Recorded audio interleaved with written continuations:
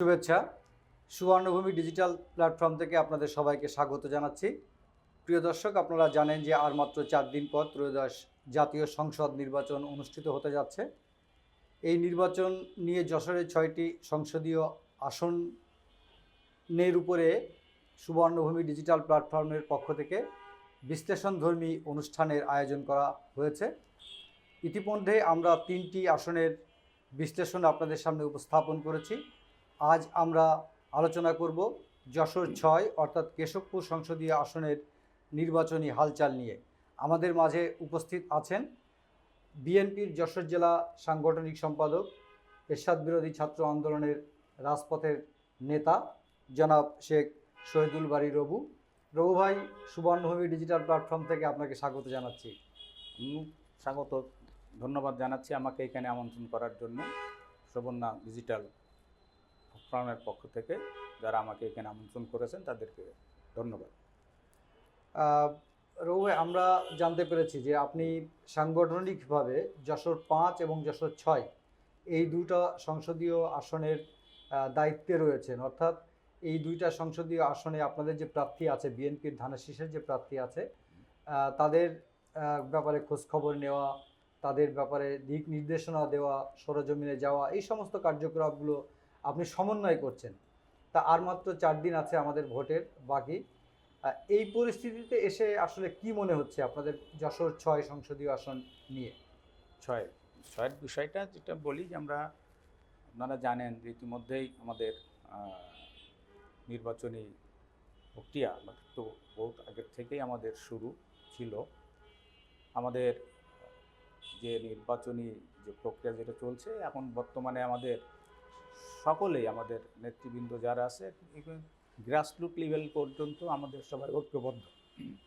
এরা ঐক্যবদ্ধভাবেই আমাদের এই ধানের শীষের পক্ষে এবং তারা নির্বাচনী প্রচারণায় আছে। এবং আমি যেটা মনে করতেছি যে ইনশাল্লাহ আগামী 12ই ফেব্রুয়ারি যে ভোটটা অনুষ্ঠিত হতে যাচ্ছে, সেই ভোটটায় আমাদের ধানের শীষের প্রার্থী আবুল হোসেন আজাদ সাহেবই উনি বিপুল ভোটে বিজয় লাভ করবে বলে আমরা আশা রাখছি। এই আসনের তো একটা পরিবর্তন আপনারা করেছেন বিএনপির পক্ষ থেকে। প্রথমে কাজী রনকুল ইসলাম শ্রাবণ, যিনি জাতীয়তাবাদী ছাত্রদলের কেন্দ্রীয় সভাপতি ছিলেন, তাকে এই আসন থেকে প্রার্থী হিসেবে ঘোষণা করা হয়েছিল। পরবর্তীতে আমরা দেখলাম যে জনাব আবুল হোসেন আজাদ, যিনি কেশবপুর উপজেলা বিএনপির সভাপতি, তাকে মনোনয়ন দেওয়া হয়েছে এবং তিনি নির্বাচনে প্রতিদ্বন্দ্বিতা করছেন। তো কেশবপুর যে যশোর ৬ যে সংসদীয় আসন, সেই আসনে মোট ৫ জন প্রার্থী প্রতিদ্বন্দ্বিতা করছেন। কিন্তু জরিপে যেটা দেখা যাচ্ছে, সরেজমিনে যারা সাংবাদিকরা যে ধরনের তথ্য পাঠাচ্ছেন বা সংবাদ পাঠাচ্ছেন, সেখানে দেখা যাচ্ছে যে মূল প্রতিদ্বন্দ্বিতায় রয়েছেন বিএনপির ধানের শীষ এবং জাতীয় জামায়াতে ইসলামের দাঁড়িপাল্লা প্রতীকের প্রার্থীরা। আপনাদের কি মনে হচ্ছে, আপনারা আসলে কাকে মূল প্রতিদ্বন্দ্বী হিসেবে মনে করছেন? আমাদের তো এখন যেহেতু রাজনৈতিক মাঠে বাংলাদেশ জাতীয়তাবাদী দল ধানের শীষ প্রতীক এবং জামাত ইসলামের দাড়িপাল্লা প্রতীকই আছে এবং অন্য রাজনৈতিক দলও আছে, জাতীয় পার্টি আছে, অন্য রাজনৈতিক দলের নেতারা আছে, দল আছে। তো আমরা মনে করি এই মুহূর্তে আমাদের প্রতিদ্বন্দ্বী না, সেটা হচ্ছে যে আমাদের যেহেতু জামাত একটা রাজনৈতিক দল, তারাও নির্বাচন করছে, অন্য রাজনৈতিক দলও নির্বাচন করছে। তো সেই হিসেবে আমাদের যেটা ধারণা থেকে আমি যেটা বলি যে আপনারা তো জানেন যে আমাদের বিএনপি একটা খুব সুসংগঠিত দল, শক্তিশালী দল। সেই কারণেই আমরা নির্বাচনে আমরা আগে আসি অনেক দূরে। আর আপনি যে কথাটা বললেন যে শ্রাবণকে দেওয়া হয়েছিল, সাবেক ছাত্রদলের আমাদের সভাপতি, পরবর্তীতে আপনার আবুল হোসেন আজাদ সাহেবকে আবার নতুন করে নমিনেশন দেওয়া হয়েছে। তো দেখেন, বিষয়টা হচ্ছে যে শ্রাবণকে যখন নমিনেশন দেওয়া হয়েছিল, সেও কিন্তু তখন সবাই ঐক্যবদ্ধভাবে বিএনপির সবাই কিন্তু শ্রাবণের পক্ষেই তারা প্রচারণা চালিয়েছিল এবং একসাথেই তারা মিলেমিশেই কাজ করছিল। পরবর্তীতে যখন দলের হাইকমান্ডের সিদ্ধান্ত আবার যখন নমিনেশন পরিবর্তন হয়, আবুল হোসেন আজাদ সাহেবকে যখন দেয়, তখন আবার আমাদের এই বিএনপির সকলে মিলে ঐক্যবদ্ধভাবে তারা কিন্তু এই আজাদ সাহেবের পক্ষেই কাজ করছে। এবং আপনারা দেখেছেন যে ইতিমধ্যেই শ্রাবণ, আবুল হোসেন আজাদ সহ এরা যৌথভাবে তারা ভোট ক্যাম্পিংয়ে নেমেছেন, তারা দাঁড়ে দাঁড়ে যাচ্ছেন, ভোট প্রার্থনা করছেন। আশা করি আমাদের ভিতরে, যেহেতু আমাদের দলের হাইকমান্ড যে সিদ্ধান্ত নিয়েছে সেই সিদ্ধান্ত সকলেই চূড়ান্ত বিবেচনা করেই মেনে নিয়েই তারা উভয়ে একসাথে মিলে কাঁধে কাঁধ মিলিয়ে তারা ধানের শীষের পক্ষে কাজ করছে এবং তারা ধানের শীষের পক্ষে কাজ করে বিজয় লাভ করবে এই আশাবাদ তারা উভয় অঙ্গীকার করেছে। তার মানে আপনি বলতে চাচ্ছেন যে কাজী রওনকুল ইসলাম শ্রাবণকে পরিবর্তন করে আবুল হোসেন আজাদকে মনোনয়ন দেওয়া হলেও এটা কোনো নেগেটিভ কোনো ইম্প্যাক্ট ফেলেনি, বরং তারা ঐক্যবদ্ধভাবে তারা সেখানে ভূমিকা পালন করছে। উভয় হচ্ছে দলের চূড়ান্ত সিদ্ধান্তই তারা মেনে নিয়েছে। হাইকমান্ডের যে সিদ্ধান্ত, সেই সিদ্ধান্ত তারা মেনেই তারা দলের প্রতি অনুগত আছে। সেই কারণেই তারা মেনে নিয়েই ওই দুজনাই, আবুল হোসেন আজাদ এবং শ্রাবণ সহ পুরো বিএনপি এবং অঙ্গ সংগঠন যারা আছে সবাই ঐক্যবদ্ধভাবে একসাথে কাঁধে কাঁধ মিলে তারা ভোটের প্রচারণায় নেমে গেছে। সেটা আপনি আগে বললেন। আপনি একটা কথা বলছেন যে বিএনপি সেখানে ভালো করবে বা বিএনপি জিতবে, এই আশাবাদ আপনি ব্যক্ত করেছেন। কেন আপনার মনে হচ্ছে যে বিএনপি জিতবে? কারণ আমরা যে তথ্য পাচ্ছি যে যশোরের একটি আসন ছাড়া প্রায় প্রতিটি আসনেই আপনার হচ্ছে যে জামায়াতে ইসলামের প্রার্থী যারা আছেন তারা আপনাদের সাথে তীব্র প্রতিদ্বন্দ্বিতার সাথে মধ্যে রয়েছেন এবং এক ধরনের কি বলবো যে মনস্তাত্ত্বিক লড়াইয়েও কিন্তু তারা অনেকটা আপনাদেরকে সমান তালে পাল্লা দিচ্ছেন। তা এই মুহূর্তে এসে আপনাদেরকে কেশবপুরের মানুষ ভোট দেবেন যে আশাবাদটা আপনি ব্যক্ত করেছেন, সেই বিশ্বাসটা আপনি কোথা থেকে পাচ্ছেন? কেন? দেখেন, বিশ্বাসটা এই জন্যে আমরা রাখছি জনগণের প্রতি বা কেশবপুরের 6 আসনের প্রতি, এই জন্যে রাখছি যে আমাদের বাংলাদেশ জাতীয়তাবাদী দলের একটা বৃহৎ দল এবং এই দলের একটা বিশাল একটা ঐতিহ্য আছে। বিশেষ করে দেখবেন যে আমাদের দলের প্রতিষ্ঠাতা চেয়ারম্যান শহীদ রাষ্ট্রপতি জিয়াউর রহমান সাহেব, উনি স্বাধীনতা সংগ্রামের যে ঘোষণা উনি পাঠ করেছিলেন। ঘোষণা পাঠ করার শুধু ক্ষান্ত হননি, উনি এই দেশের স্বাধীনতা সংগ্রামে তিনি কিন্তু সশরীরে ময়দানে তিনি এই মুক্তিযুদ্ধে অংশগ্রহণ করেছিলেন। বিএনপি হচ্ছে মুক্তিযোদ্ধার পক্ষের শক্তি একটি দল। বিএনপি এর আগেও বিগত দিনেও রাষ্ট্র ক্ষমতায় ছিল, জনগণের অনেক উন্নয়নমূলক কর্মকাণ্ড ছিল। আপনারা জানেন শহীদ রাষ্ট্রপতি জিয়াউর রহমান সাহেব ছিলেন, পরবর্তীতে আব্দুস সাত্তার সাহেব ছিলেন, পরবর্তীতে আমাদের দেশনেত্রী বেগম খালেদা জিয়া, পরপর 3বার তিনি বাংলাদেশের প্রধানমন্ত্রী ছিলেন। এই প্রধানমন্ত্রী থাকাকালীন অবস্থায় তারা বিএনপি যেহেতু রাষ্ট্র পরিচালনায় ছিল, বিএনপি সবসময় বাংলাদেশের জনগণের, বাংলাদেশের মানুষের কথা বলে, বাংলাদেশের জনগণের পক্ষে ছিল। বাংলাদেশের উন্নয়নের অনেকটা ভূমিকা এই জাতীয়তাবাদী দলের পরে আছে এবং করেছেও তারা ভবিষ্যতে। বিশেষ করে দেখবেন আপনারা যে বেগম খালেদা জিয়ার রাষ্ট্রীয় ক্ষমতায় থাকার পরেও দেখবেন যে বিশেষ করে নারীদেরকে যেভাবে তিনি অগ্রাধিকার দিয়েছেন, শিক্ষায় বলেন, স্বাস্থ্যে বলেন, সব ক্ষেত্রেই বেগম খালেদা জিয়ার এই নারীদের প্রতি তার একটা ভূমিকা ছিল। পাশাপাশি রাষ্ট্র গঠনের বিএনপির একটা খুব ভালো ভূমিকা ছিল। সেই কারণেই বিএনপিকে বাংলাদেশের জনগণ বেছে নিয়েছে এবং তারা এই কারণে আমরা আশাবাদী যে বিএনপিকেই এই বাংলাদেশের জনগণ রাষ্ট্রীয় ক্ষমতায় আনবে। না, আমরা দেখছি যে কেশবপুরে যে ভোট রয়েছে আর কি 2,26,423, সেখানেও কিন্তু আবার নারীদের ভোট খুব সংখ্যায় একদম কম হলেও কিন্তু বেশি, পুরুষদের তুলনায় বেশি ভোট। আপনি যে আশাটা করছেন যে শহীদ রাষ্ট্রপতি জিয়াউর রহমানের পরবর্তী পর্যায়ে বেগম খালেদা জিয়ার হাত ধরে বাংলাদেশের নারীদের আত্ম উন্নয়নের জন্য, তাদের শিক্ষা দীক্ষা বা স্বাস্থ্য উন্নয়নের জন্য নানা ধরনের প্রকল্প বিএনপি সরকার গঠন করেছে, তার একটা প্রতিফলন আপনারা এখানে পাবেন।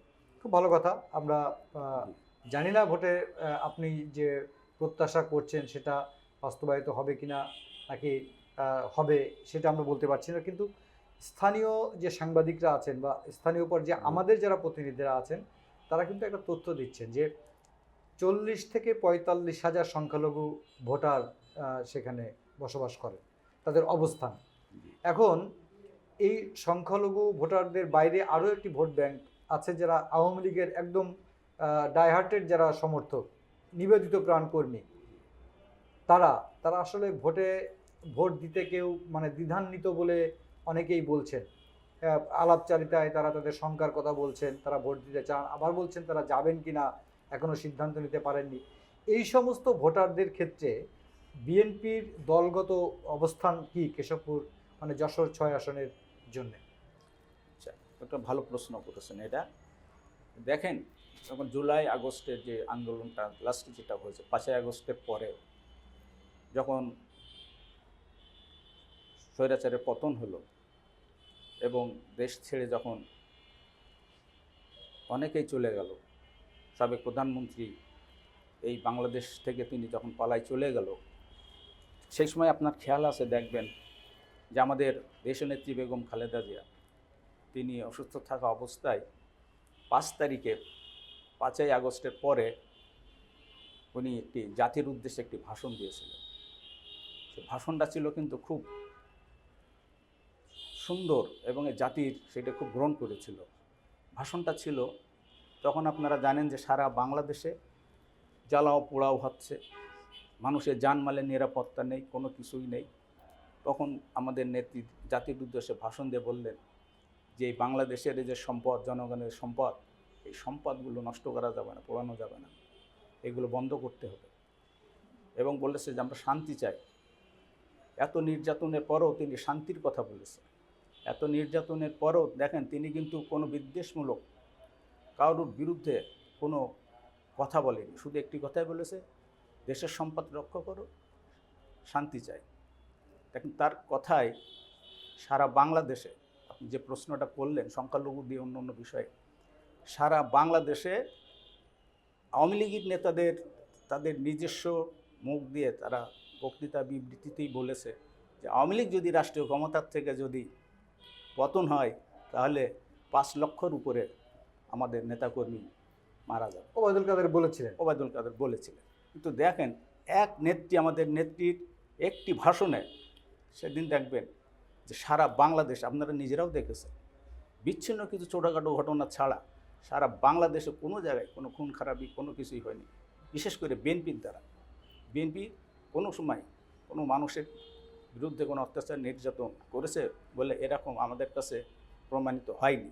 সেই জন্যে বলি যে কেশবপুরের যে কথাটা আপনি বলতেছেন, 5 তারিখে দেখেন আমাদের খুলনা বিভাগীয় সাংগঠনিক সম্পাদক আনন্দ ইসলাম অমিত 5 তারিখে আমাদের এই যশোর সদর 3 সহ পুরো আমাদের এই যে 6টা আসনে আমাদের যত যশোর জেলার প্রত্যেকটা জায়গায় নেতাকর্মীদেরকে নির্দেশ দিয়েছে তারা রাত জেগে জেগে তারা পাহারা দিয়ে, সংখ্যালঘু বলেন, আওয়ামী লীগের নেতাদের বাসা বলেন, তাদের বাসা পাহারা দিয়ে তাদেরকে রক্ষা করেছে।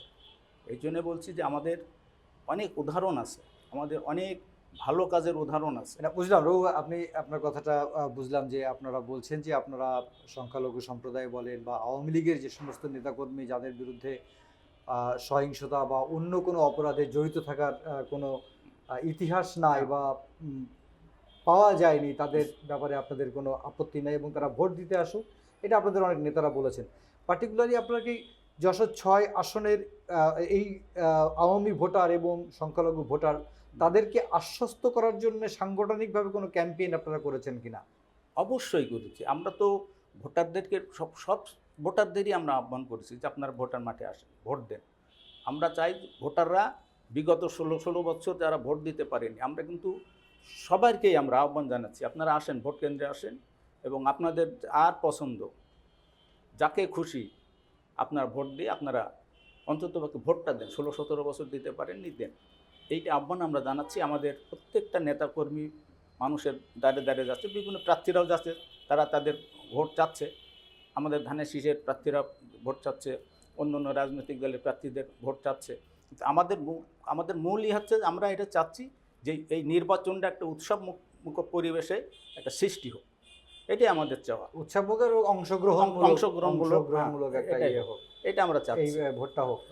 ভোটটা আচ্ছা, আর একটা বিষয় সেটা হচ্ছে যে আহ, যে বিষয়টা আমরা এখানে আলোচনা করছি যে যশোরের কয়েকটা আসনে আমরা দেখছি যে কিছু পাল্টা অভিযোগের ঘটনা ঘটছে প্রার্থীদের পক্ষ থেকে, প্রার্থীর যারা প্রতিনিধি আছেন বা দলগুলোর পক্ষ থেকে একে অপরের বিরুদ্ধে এই ধরনের অভিযোগের কথা বলা হচ্ছে।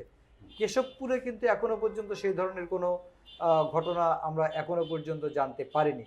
তাহলে কেশবপুরের সার্বিক পরিস্থিতিটা আসলে এই যে এখনো পর্যন্ত অক্ষুণ্ণ থাকা, আগামী 4 দিন পরেই 12 তারিখ হবে, ভোট হবে, তার পরবর্তীতে আরও কিছুদিন থাকবে, এই বিষয়ে এই পরিস্থিতিটাকে, এই শান্তি শৃঙ্খলাটাকে বজায় রাখার জন্যে বিএনপির পক্ষ থেকে কোনো বিশেষ উদ্যোগ গ্রহণ করা হয়েছে কিনা?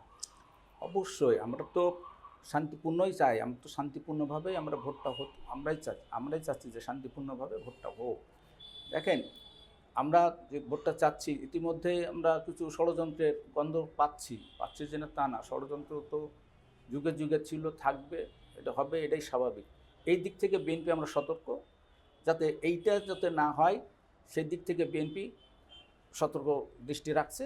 ইনশাল্লাহ আমরা আশা করতেছি যে ভোট শান্তিপূর্ণভাবেই হবে। মানে ভোট পরবর্তী সহিংসতা বা ভোটের দিনের কোনো সহিংসতার কোনো না, যেহেতু এত বড় একটা স্বৈরাচারের পতন হয়ে যাওয়ার পরেও যখন বিএনপি ধৈর্য ধরে বা শান্তির দল বিএনপি শান্তি বজায় রেখেছে, আমি মনে করি না যে ভোটের পরে এই ধরনের কোনো আবার অশান্তির সৃষ্টি বিএনপির দ্বারা হওয়ার কোনো সুযোগ নেই। শান্তিপূর্ণ ভোটটা হোক, সেটা সকলেরই প্রত্যাশা, সবাই চাই। রঘু ভাই, আপনার কাছে আরেকটু জানার যে স্থানীয় প্রশাসন আপনাদেরকে কেমন সহযোগিতা করছে? শুধুমাত্র আপনারা না, অন্যান্য যারা প্রতিদ্বন্দ্বী প্রার্থী আছেন তাদের ক্ষেত্রে কোনো, আমরা কয়েকটা আসনের থেকে আমরা অভিযোগ পেয়েছি যে বায়াসনেসের কথা বলা হয়েছে যে প্রশাসনের পক্ষ থেকে, যে তারা বিশেষ একটি রাজনৈতিক দলের পক্ষে পক্ষপাতমূলক আচরণ করছে। সেই ধরনের কোনো ঘটনা সেখানে আছে কিনা যশোর 6 সংসদীয় আসনে? দেখেন, বিষয়টা হচ্ছে কি, আমরা তো পাচ্ছি না, প্রশ্নই আসে না। বিষয়টা হচ্ছে আমরা প্রশাসনের বিষয়গুলো আমরা বারবারই বলে আসছি যে এই যে অবৈধ যে অস্ত্রগুলো, এই অবৈধ অস্ত্রগুলো, যে প্রশাসনের যে কথাটা আপনি বললেন, এই অবৈধ অস্ত্রগুলো এখনও পর্যন্ত কিন্তু উদ্ধার হয়নি। আপনি যে আশঙ্কাটা করছিলেন নির্বাচনের আগে এবং পরে কোনো সহিংসতা হওয়ার কোনো সুযোগ আছে কিনা, আমার মনে হয় প্রশাসন যদি এই ব্যাপারে যদি আরও একটু সিনসিয়ার হয়, তারা যদি এইটাকে যদি আর সিরিয়াসলি নিয়ে যদি এই অস্ত্র উদ্ধারের বিষয়টা যদি তারা করে, আমার মনে হয় যে এটা বাংলাদেশের জনগণ বলেন, আমাদের এই যশোর জেলায় বলেন, এটা নির্বাচনটা আমাদের আরও মানে সুষ্ঠুভাবে হওয়ার একটা সম্ভাবনা থাকে। আশঙ্কা তো থাকেই, যেহেতু অবৈধ অস্ত্র তো আছেই, অস্ত্র তো উদ্ধার হয়নি, তো সেই কারণেই কিছুটা আশঙ্কা আছে। আর প্রশাসনের যে কথাটা বললেন, প্রশাসন তো আপনারা জানেন, প্রশাসন তো তারা আমাদের না, প্রশাসন তো আমাদের না। এখন প্রশাসন যারা বলতেছে যে প্রশাসন আমাদেরকে হেল্প করতেছে, তারা কিভাবে যে কথাটা বলে এটা আমাদের, আমি সেটা বলছি না, আমি বলছি যে বিএনপিরই অভিযোগ একটি রাজনৈতিক দলের বিরুদ্ধে যে প্রশাসন তাদেরকে হেল্প করতেছে, তারা আপনাদেরকে করছে না। মানে বিএনপির অভিযোগ, যেরকম আমরা যদি বলি যশোর 1, যশোর 2, সেই জায়গা থেকে ধানের শীষের প্রার্থীরা এই অভিযোগগুলো করেছে যে তারা যে অভিযোগগুলো দিচ্ছে প্রশাসন আমলে নিচ্ছে না, কিন্তু প্রতিপক্ষের প্রার্থী যখন ধানের শীষের প্রার্থীর বিপক্ষে সামান্য একটা কথা বলছে, সেটাকে আমলে নেওয়া হচ্ছে। হ্যাঁ, এটা ঠিক যেটা বলেছেন যে পক্ষপাতিত্ব তো আছেই, যে আমরা তো পুলিশকে তো আমরা ব্যবহার করতে চাচ্ছি না। আমরা পুলিশদেরকে আমরা বারবারই বলা হচ্ছে যে আপনারা পরিবেশটা সুষ্ঠু করে রাখেন, পরিবেশটা যেন অশান্তি না হয়। তা আপনি যে কথাটা বলেছেন, হ্যাঁ, কিছু কিছু জায়গায় এরকম কিছু ঘটনা ঘটেছে, বিচ্ছিন্ন কিছু ঘটনা ঘটেছে, যে প্রশাসনকে আমরা যদি আমরা তাকে কল করা হয় বা অভিযোগ দেওয়া হয়, সেটা হয়তো দেখা 2 দিন 3 দিন পরে যে তারা সেইখানে যে কোনো রকম একটা ঘুরে আসা, হ্যাঁ, কিন্তু যেভাবে কঠোরভাবে পদক্ষেপ নেওয়া, এই পদক্ষেপগুলো নেওয়াটা আমরা দেখতেছি। সর্বশেষ আপনার কাছে একটু জানা, যশোর সংসদীয় যশোর 6 সংসদীয় আসন যেটা আমরা জানি যে এটা হচ্ছে যশোরের দুঃখ ভবদহ এলাকার একটি আক্রান্ত বা উপদ্রব এলাকা হিসেবে পরিচিত। বছরের একটা দীর্ঘ সময় সেখানে জলাবদ্ধতার মধ্যে থাকে এবং শীতকালেও আমরা দেখেছি যে পৌর শহরের একটি অংশ জলাবদ্ধ অবস্থার মধ্যে থাকে। সঙ্গত কারণে সেখানে কৃষি যে উৎপাদন, সেই উৎপাদনটা মারাত্মকভাবে ব্যাহত হয়। যশোর একটা মানে কেশবপুর একটা হচ্ছে যে আপনার পর্যটন কেন্দ্র হিসেবেও কিন্তু পরিচিত। সেখানে ভরত ভায়না, মাইকেল মধুসূদন দত্তের যে জন্মস্থান সহ আরও কিছু প্রাগৈতিহাসিক স্থাপনা বা নিদর্শন সেখানে রয়েছে, যেখানে বাইরে থেকে মানুষ আসেন। তা এই সমস্ত কিছুর পাশাপাশি সেখানে সন্ত্রাস, সেখানে সাম্প্রদায়িকতারও কিন্তু পূর্বের ধারাবাহিক একটা ইতিহাস আছে। সেইরূপ একটা পরিস্থিতিতে এসে একটা আমরা বলবো ফ্যাসিবাদ উত্তর একটি পরিবেশে আগামী ত্রয়োদশ জাতীয় সংসদ নির্বাচন অনুষ্ঠিত হতে যাচ্ছে এবং আপনারা বাংলাদেশ জাতীয়তাবাদী দল বা বিএনপি আপনারা একটা মূল স্টেক হোল্ডার হিসেবে সেই নির্বাচনে কিন্তু প্রতিদ্বন্দ্বিতা অবতীর্ণ হয়েছেন। ভোটের একদম প্রাক মুহূর্তে মানে আপনারা কেশবপুরবাসীর জন্য বা ভোটারদের উদ্দেশ্যে আপনাদের কোনো প্রতিশ্রুতি বা কোনো বলার কিছু আছে কিনা, শেষ একদম কয়েক সেকেন্ডের মধ্যে যদি একটু বলেন। খুব সুন্দর একটা কথা বলেছেন, এটা আমি নিজেও বলতাম। সেটা কিন্তু আপনি মূল যে সমস্যাটার কথা বলেছেন, ভবদার যে ঘটনাটা ঘটেছে, জলবদ্ধতা, এটা দীর্ঘদিনের একটা সমস্যা। অসহায় মানুষ, কৃষি জমিগুলো নষ্ট হয়ে যাচ্ছে, সেখানে মানুষের বসবাসের অযোগ্য। আপনি যেটা বললেন, শহর পর্যন্ত পানি উঠে যাচ্ছে। এটা আপনি দেখেছেন যে বিভিন্ন সময় যখন বিগত আমাদের সরকার বেগম খালেদা, আমাদের যে সরকারটা ছিল, আমাদের বিএনপি সরকার ছিল, তারাও ওখানে ওই সময় যতটুকু পেরেছে তারা করার চেষ্টা করেছে। কিন্তু ওইখানে সমস্যাটা আপনি জানেন যে ওখানকার ভৌগোলিক দিকের মনে একটা কোনো সমস্যা আছে, যে পানি যেটা বেরোয় যাওয়া, পানির মনুষ্য সৃষ্ট কিছু সমস্যা আছে, অবৈধ ঘের করা, এই সমস্ত আটকে দেওয়া, বাঁধ নির্মাণ করা, এইগুলোর কারণেই এইটাকে কিন্তু একটা ইসের ভিতরে আনতে হবে, একটা পরিকল্পনার ভিতরে আনতে হবে। এটা আমি বিশ্বাস করি যে আমাদের বিএনপি যদি রাষ্ট্রীয় ক্ষমতায় আসে, এবং এটা বিএনপির একটা ঘোষণাও আছে, তারেক রহমান যশোরে বলে গেছেন যে তিনি ভবদহ সমস্যার সমাধান করবে, এবং আমার মনে হয় এটা উনি স্থায়ীভাবে এটা একটা সমাধান করবে। ওই যে পার্মানেন্টলি একটু করে দিয়ে গেলাম আবার হলো, তা না। এটা বিএনপি চাচ্ছে যে এটা স্থায়ীভাবে, আল্লাহ যদি বিএনপিকে যদি রাষ্ট্রীয় ক্ষমতায় আনে, স্থায়ীভাবে বিএনপির এই ভবদারের সমস্যার সমাধানটা করবে। আরেকটা যে বিষয়টা আপনি বলছিলেন যে সন্ত্রাস এবং সাম্প্রদায়িক যেটা বলতেছেন, ওটা আমি পরে আসি। বিএনপি আরও কি করতে চায়? আপনারা জানেন যে বিএনপির 51-52 আমরা খুব শেষ সময় একদম শেষ মুহূর্তে চলে আসছি, প্রায় 1 থেকে 2 মিনিটের মধ্যে যদি একটু বলেন। আচ্ছা, তাহলে আমি যেটা বলি যে বিএনপির ঘোষণা আছে, একেবারে আমাদের নির্বাচনী ইশতেহারে আছে, সন্ত্রাস, দুর্নীতি, হ্যাঁ, স্বজনপ্রীতি, তারপরে আপনার ওই যে জমি দখল, বাড়ি দখল, তারপরে আপনার যে কী বলে মাদক, কিশোর গ্যাং, এটা একেবারে জিরো টলারেন্সে বিএনপি এটা চিন্তা করতেছে। এবং এটা আপনারা ইতিমধ্যে দেখেছেন যে আমাদের চেয়ারম্যান সাহেব তিনি স্পষ্টভাবে, তিনি আমাদের কিছু নির্বাচন ইশতেহারেও আছে, এগুলো আপনারা দেখবেন যে একেবারে জিরো টলারেন্সে এটা আছে। এটার কোনো সুযোগ নেই। আগামী দিনে যদি আল্লাহর ইচ্ছায় যদি বিএনপি যদি রাষ্ট্রীয় ক্ষমতায় যদি আসে, তাহলে এইগুলোর কোনো সর্বপ্রথম এই যে কথাগুলো বললাম বিএনপির সমস্ত নির্বাচন ইশতেহারে আছে। আর আপনারা ভালো করে জানেন বিএনপি যেটা বলে বিএনপি সেটা করে, যে অঙ্গীকার করেছে, ইনশাল্লাহ বিএনপি সে অঙ্গীকারগুলো পালন করে। রবু ভাই, আপনাকে ধন্যবাদ। আসলে আমরা বুঝতে পেরেছি যে জনাব শহীদুল বারী রবু, তিনি যশোর জেলা বিএনপি সাংগঠনিক সম্পাদক এবং সাবেক ছাত্রনেতা। এরশাদ বিরোধী ছাত্র আন্দোলনে তার দীর্ঘ ঐতিহ্য এবং অভিজ্ঞতা রয়েছে। তার আলোকে তিনি আজকে সুবর্ণভূমি ডিজিটালে এসে তিনি আমাদের সাথে কথা বলেছেন এবং কেশবপুরবাসীকে তিনি আশ্বস্ত করেছেন যে আগামীতে যদি বিএনপি আপনাদের ভোটে নির্বাচিত হয়ে রাষ্ট্রীয় ক্ষমতায় আসতে পারে, তাহলে কেশবপুরে যে সমস্যাগুলো আছে সেই সমস্যাগুলোর সমাধান বিএনপির পক্ষ থেকে করা হবে। আমরা আসলে প্রত্যাশা করি সন্ত্রাস, সাম্প্রদায়িকতা মুক্ত এবং অবাধ, নিরপেক্ষ, সুষ্ঠু নির্বাচন অনুষ্ঠিত হোক আগামী 12 ফেব্রুয়ারি। সেই নির্বাচনে উৎসবমুখর পরিবেশে সেই নির্বাচনে আমরা দেখতে পারবো, সেই প্রত্যাশা রেখে আমরা আজকের অনুষ্ঠান শেষ করতে চাই। রবু ভাই, সুবর্ণভূমি ডিজিটালে আসার জন্য আপনাকে আরও একবার ধন্যবাদ এবং কৃতজ্ঞতা জানাচ্ছি। আমাকে আমন্ত্রণ করে আনার জন্য আমি ধন্যবাদ জানাচ্ছি। ধন্যবাদ প্রিয় দর্শক এতক্ষণ আমাদের সাথে থাকার জন্য, এবং আগামীকাল আরও একটি নতুন আসন নিয়ে আপনাদের সামনে আমরা হাজির হব। সবসময় সুবর্ণভূমির সাথে থাকবেন, সুবর্ণভূমি পড়বেন অনলাইনে, প্রিন্ট ভার্সনে এবং সুবর্ণভূমি ডিজিটালে সংযুক্ত থাকবেন। সবাইকে ধন্যবাদ।